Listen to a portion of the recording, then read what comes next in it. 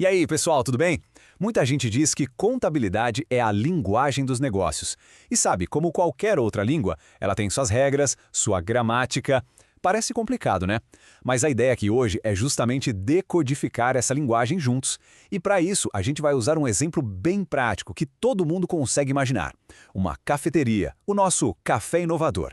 Vamos acompanhar a vida dele desde o primeiro dia até virar uma empresa de sucesso. Vamos nessa? Então o nosso caminho vai ser mais ou menos este aqui. A gente começa com o básico, os fundamentos. Depois, vamos ver como a correria do dia a dia, cada venda, cada compra vira número. Em seguida, como esses números se transformam naqueles relatórios financeiros importantes. Daí, a gente fala sobre crescimento, sobre as regras que todo mundo tem que seguir e, por fim, sobre os desafios que aparecem quando o negócio já está grande e maduro. Ok, vamos começar do começo, né? Para a gente poder construir qualquer coisa, a gente precisa dos tijolos, da base. E na contabilidade é a mesma coisa. Antes de sair registrando tudo, a gente precisa entender os conceitos fundamentais, os blocos que constroem qualquer negócio, seja o nosso café ou uma gigante multinacional. Essa é a pergunta de $1 milhão, né? Se a gente perguntar por aí, muita gente vai responder lucro. E não está errado, claro. Mas a história é bem maior que isso. Sucesso também é ter saúde financeira. É saber se a empresa consegue pagar as contas, se ela tem fôlego para crescer. E é aí que entra a contabilidade. Ela é a ferramenta que a gente usa para medir tudo isso sem achismos, no preto no branco. Bom, aqui a gente tem a definição mais formal, de livro. Mas vamos traduzir isso aqui. O que realmente importa são essas palavras-chave: registrar, controlar e, olha só, a mais importante de todas, interpretar. O objetivo final não é só ter uma pilha de números. É transformar esses números em informação de verdade, que ajuda os donos do nosso café inovador, ou um banco, ou um fornecedor a tomar as melhores decisões. No fim das contas, contar a história financeira do nosso café. Essa aqui, gente, é talvez a equação mais importante da contabilidade inteira. Gravem isso. Ativo é igual a passivo mais patrimônio líquido. Pensem comigo no dia 1 do café inovador. A máquina de café expresso, que vai gerar dinheiro, é um ativo. O dinheiro que está no caixa também é um ativo. Certo, mas de onde veio o dinheiro para comprar tudo isso? Se a gente pegou um empréstimo no banco, essa é uma dívida, uma obrigação, ou seja, um passivo. E aquele dinheiro que o próprio dono tirou do bolso e investiu? Esse é o patrimônio líquido. A conta sempre tem que fechar. Tudo que a gente tem, ativos, teve que vir de algum lugar, passivo ou PL. Agora vamos para um ponto que confunde muita gente: débito e crédito. A primeira coisa é, esquece mesmo, o débito e o crédito do seu extrato bancário. Aqui a lógica é outra. Pensa assim: débito é o destino do dinheiro, onde ele foi aplicado. Crédito é a origem, de onde ele veio. Para cada destino tem que ter uma origem de igual valor. Quer ver um exemplo? O café inovador compra grãos de café. O destino do dinheiro foi o estoque, que é um ativo, então a gente debita a conta estoques. Beleza, mas de onde veio o dinheiro? Se a gente pagou à vista, a origem foi o caixa, então a gente credita o caixa. Simples, né? Ah, mas e se a gente comprou a prazo? Aí a origem é uma dívida, então a gente credita a conta fornecedores. A equação sempre se equilibra, destino e origem. Esse é outro ponto fundamental. Quando é que a gente considera que uma venda realmente aconteceu? Imagina só, o Café Inovador fez um evento grande para uma empresa em dezembro, emitiu a nota fiscal e tudo. Mas o cliente só pagou em janeiro. E aí? Pelo regime de caixa, a receita só conta em janeiro, quando a grana entrou no caixa. Mas para a contabilidade oficial, o que vale é o regime de competência, que é obrigatório por lei. O serviço foi feito em dezembro, a venda aconteceu em dezembro, então a receita é de dezembro, não importa quando o pagamento foi feito. Isso dá uma visão muito mais fiel do desempenho do negócio naquele mês. Beleza? Agora que a gente já tem a base, como é que é aquela correria do dia a dia, vender cappuccino, comprar leite, pagar o salário da equipe, como é que tudo isso vira número no papel de forma organizada? É o que a gente vai ver agora. Pensa que toda transação, por menor que seja, tipo a venda de um único cafezinho, começa uma pequena jornada dentro do sistema. Primeiro, esse fato é anotado no livro diário, um atrás do outro, em ordem de data. Depois, essa informação vai para o livro Razão, que é tipo um fichário que agrupa tudo por conta. Tudo que entrou e saiu da conta caixa, tudo da conta vendas e por aí vai. E no final, a gente tem o balancete, que é uma checagem geral para ver se o total dos débitos está batendo com o total dos créditos. Vamos falar de estoque. Pensem no nosso insumo principal, os grãos de café. O preço dele sobe, desce, muda toda hora. Os grãos que a gente compra hoje podem estar mais caros que os da semana passada. E aí vem a pergunta de $1 milhão.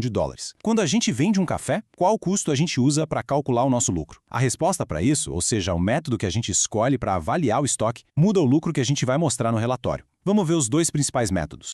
O primeiro método é o PEPS, que significa primeiro a entrar, primeiro a sair. A lógica é bem intuitiva, né? A gente assume que os grãos mais antigos, os primeiros que a gente comprou, são os primeiros a serem usados para fazer o café. Olha no exemplo. Para vender 12 quilos, a gente usou aqueles 10 quilos mais antigos, de R$ 50, e mais 2 quilos do lote novo, de R$ 60. O custo da mercadoria vendida, o CMV, deu R$ 620. O pulo do gato aqui é o seguinte: se os preços estão subindo, o PEPS usa o custo mais antigo, que é menor. Resultado, um lucro maior no papel. Do outro lado, a gente tem o custo médio, que, aliás, é o método mais usado aqui no Brasil. A lógica aqui é diferente. Toda vez que a gente faz uma compra nova, a gente recalcula o custo médio de tudo que tem no estoque. Depois da segunda compra, o nosso custo médio virou R$ 55 por quilo. Aí, na hora de vender os mesmos 12 quilos, o CMV deu R$ 660. Perceberam a diferença? A mesma venda, mas o custo e o lucro final são diferentes. O custo médio meio que suaviza essas variações de preço. Ok, já registramos tudo, o dia a dia está organizado, e agora? Agora a gente junta todas essas peças para montar os grandes relatórios, que são como os exames de saúde completos do nosso café inovador. Essa analogia aqui é perfeita. E se tem uma coisa para guardar dessa parte, é isso. O balanço patrimonial é uma foto, um retrato estático. Olha, no dia 31 de dezembro era assim que a empresa estava. Já a DRE, a demonstração de resultado, é um filme. Durante o ano inteiro, foi assim que a empresa operou e gerou seu resultado. Uma é uma foto, a outra é um filme. E aqui está a nossa foto do café no final do primeiro mês. Do lado esquerdo, no ativo, está tudo aquilo que a empresa tem de bom. O dinheiro em caixa, o estoque de café, o imóvel. Do lado direito, no passivo e no patrimônio líquido, está a origem de tudo isso. O que a gente deve para os fornecedores, o dinheiro inicial que os sócios colocaram e o lucro que a gente gerou e deixou na empresa. E o mais importante, olha lá embaixo, o total dos dois lados bate direitinho. E esse gráfico mostra de um jeito bem visual a cara dos nossos ativos. Olha só, a gente vê que mais da metade do valor da empresa está em caixa, o que é ótimo, dá segurança. E uma outra parte grande está no imobilizado, que é o imóvel. Isso já diz muito sobre o negócio. Agora vamos para o filme do mês. A DR conta essa história. É o passo a passo de como a gente chegou no resultado. A gente começa lá em cima, com tudo que vendeu, os R$ 60 mil. Tira o custo direto do café e dos produtos e chega no lucro bruto. Depois, a gente tira as outras despesas, como os salários. E o que sobra no final? O lucro líquido de R$ 22 mil. Essa é a história do desempenho do mês.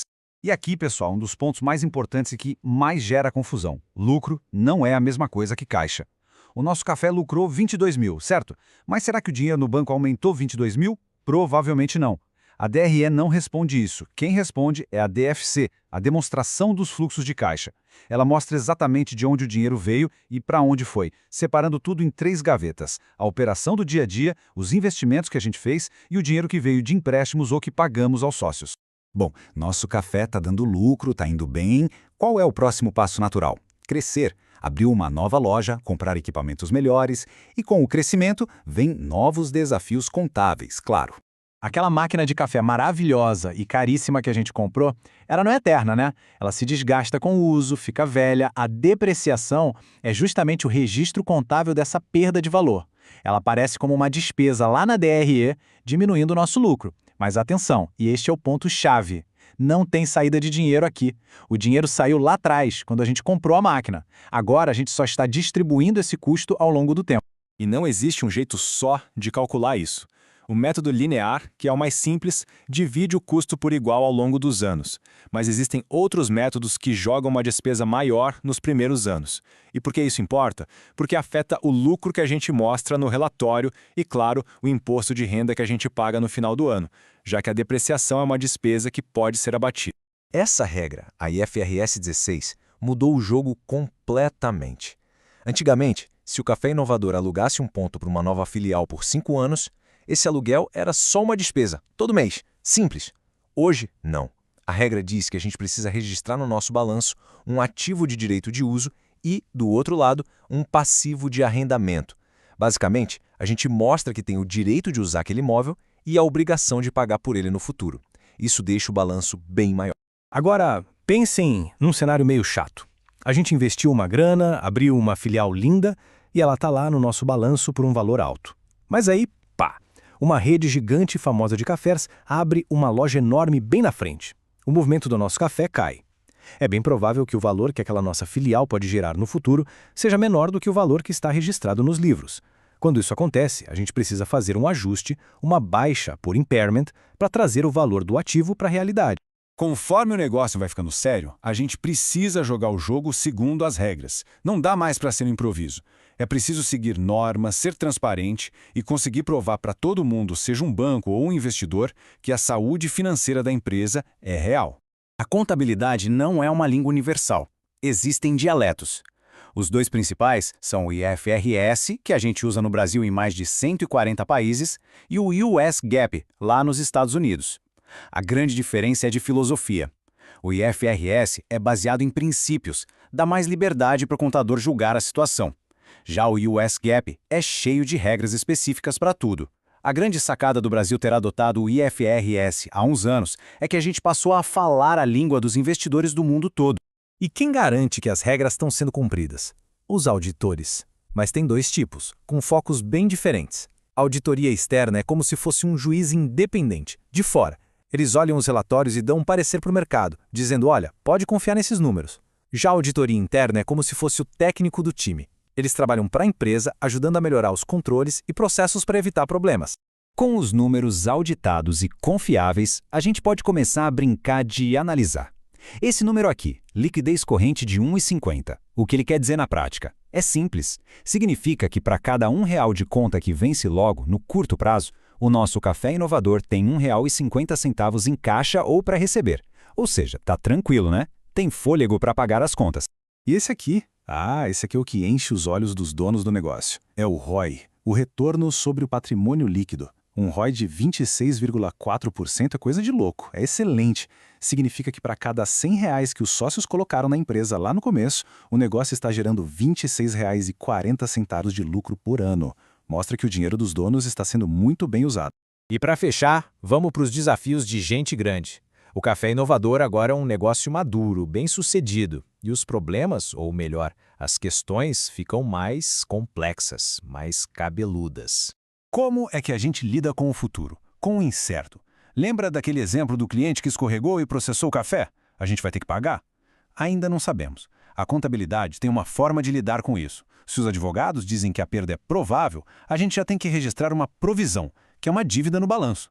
Agora, se a perda for apenas possível, a gente não registra, mas tem que avisar todo mundo sobre esse risco nas notas explicativas. Aí é um passivo contingente.